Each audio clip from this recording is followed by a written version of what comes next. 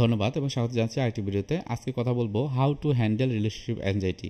সম্পর্কের ক্ষেত্রে উদ্বিগ্নতা, এটা কিন্তু অনেক ক্ষেত্রে হয়।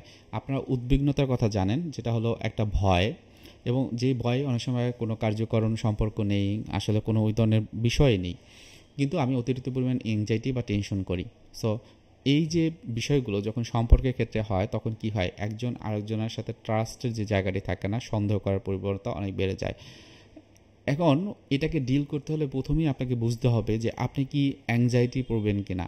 যেমন হয়তোবা আপনার পরিবারের কারোর ভিতরে অ্যাংজাইটি আছে, আপনার মায়ের, বাবার বা অন্য কোনো ভাইয়ের। সো এটা দেখে দেখে বড় হয়েছেন, এই বিষয়টা এভাবেই দেখতে হবে। এই বিষয়টা একটা অ্যাংজাইটির, এই বিষয়টা একটা মানসিক চাপ, এটা দেখা যাবে না। এটা দেখলে আমার ভিতরে একটা চাপ বোধ হবে। তাহলে এটা যদি আপনি দেখেন, তাহলে আলটিমেটলি আপনার ভিতরে একটা ভিতর থেকে একটা অ্যাংজাইটি বা মানসিক চাপ তৈরি হবে। তাহলে এটাকে আপনি যখন বুঝবেন, তখন যেটা করতে হবে যে আমার অ্যাংজাইটি ম্যানেজমেন্ট করতে হবে। আমি মনে রাখবেন, আমি কিন্তু এখন বলতেছি যে নিজের ভিতরে যে অ্যাংজাইটিটা, রিলেশনশিপ অ্যাংজাইটিটা আসতেছে, তাহলে কি হবেন, বিভিন্ন রকমের ব্রিদিং এক্সারসাইজ, শ্বাস প্রশ্বাসের ব্যায়াম, যেগুলো আমাদের এই যে চ্যানেলে অনেকগুলো দেওয়া আছে। এরপর আপনি যেটা করবেন যে বর্তমানে থাকার প্র্যাকটিস করা, মনটাকে ভালো রাখার জন্য ভালো ভালো ফ্রেন্ডের সাথে মেশা, নতুন জায়গায় যাওয়া, ঘোরা, এবং নিজের জীবনকে উপভোগ করার জন্য হয়তো বা যেগুলো ভালো, অন্যের ক্ষতি হবে না, আমারও ক্ষতি হবে না, সেগুলো করা। অতিরিক্ত পরিমাণে সব কিছু আটকে ধরা, ঝরিয়ে ধরা, এটা ছাড়া আমি থাকবো না, এটা ছাড়া চলবে না জীবনে, এটা উচিত, এটা অনুচিত, এটা ভালো, এটা খারাপ, এই যে ওয়ার্ডগুলো, এইগুলোকে যতটুকু সম্ভব দূরে রেখে সামনের দিকে আগানো।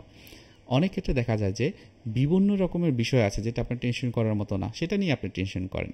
এটা যতটুকু সম্ভব না করে থাকা। ফোবিয়া, ভয়, অতিরিক্ত পরিমাণ ভয়, প্রত্যেকটা সেক্টরে আপনার ভয়। এই যে ভয়গুলো, এগুলোকে কিভাবে ম্যানেজ করতে হবে সেটা আপনি নিজে যদি পারেন সেটা ভালো, যদি না পারেন তাহলে প্রফেশনাল সাহায্য নেবেন। সেক্ষেত্রে কাউন্সিলিং বা সাইকোথেরাপির মাধ্যমে এগুলো কমিয়ে দেওয়া হবে বা কমিয়ে দেওয়া হয় থাকে। মূলত কাউন্সিলিংয়ের মাধ্যমে যে বিষয়টি হয়, যে প্রফেশনাল কাউন্সিলিং সাইকোলজিস্ট থাকেন, তিনি আপনাকে ফ্যাসিলিটেট করে এই সমস্যাগুলো থেকে কীভাবে বের হয়ে আসা যায় সেখানে। অনেক সময় দেখা যায় যে এই যে এই বিষয়গুলো এমনটা হয় যে আমার নিজের পার্সোনাল বিষয়গুলো আমার যে পার্টনার আছে তার দিকে আমি ছুড়ে দিচ্ছি। এই সন্দেহবাতিকতা, অথবা সে কোনো একটা কিছু পারে না, জানে না, সেটা আমি আরেকজনকে বললাম। যখন এটা আমি করি বা বলি, তখন ওই যে আমার পার্টনার, সে কিন্তু আরও বেশি নিজের ভিতরে অসম্মান বোধ করে, নিজের ভিতরে খারাপ লাগা, ডিপ্রেশন বা অ্যাংজাইটি তৈরি হয়। সো এটা না করা ভালো। সবসময় ওপেননেস এবং কমিউনিকেশনের ক্ষেত্রে ওপেন হওয়া। আপনি কেমন আছেন, আপনি কি চিন্তা করছেন, আপনার আপনার যদি একটু কোনো বিষয়ে ভালো লাগে, কোনো বিষয়ে যদি একটু খারাপ লাগে, মন খুলে আপনার পার্টনারকে বলুন। যত বলবেন দেখবেন আপনার ভিতরে কানেকশন তৈরি হবে নিজেদের ভিতরে। আপনার রিলেশনশিপ ক্ষেত্রে যদি অতিরিক্ত চিন্তা করেন আপনার পার্টনারকে নিয়ে, সন্দেহপ্রবণ হন, সেক্ষেত্রে কিন্তু দেখবেন আস্তে আস্তে আপনার সব কাজগুলো আস্তে আস্তে কমে যাচ্ছে। সো রিলেশনশিপ ব্যাপারে যতটা পারেন ট্রান্সপারেন্ট থাকেন, একে অপরকে আরও সাহায্য করেন, কোনো একটা কাজ করতে উৎসাহিত করেন। কোনো ভালো কাজ যদি দেখেন যে আপনার পার্টনার করেছে, সেটাকে ধন্যবাদ জানান এবং তাকে ভালো কাজের উৎসাহ প্রদান করেন।